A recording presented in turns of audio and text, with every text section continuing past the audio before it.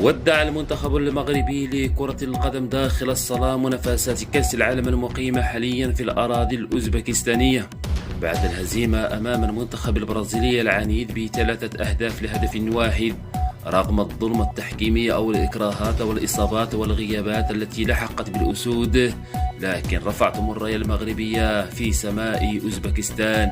والخروج كان من الباب الواسع. في الدوري المغربي للمحترفين حلق فريق الوداد الرياضي وحيدا بعد فوز على فريق الدفاع الحسني الجديد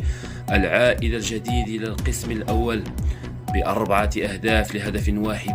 والجماهير الودادية كعادتها امتلأت الملعب العربي الزولي بمدينة الدار البيضاء، فيما حقق فريق الرجاء الرياضي فوزا مثيرا وكبيرا على فريق أولمبيك سفير جريح بثلاثة أهداف لهدفين، فيما تعادل فريق الجيش الملكي أمام النهضة البركانية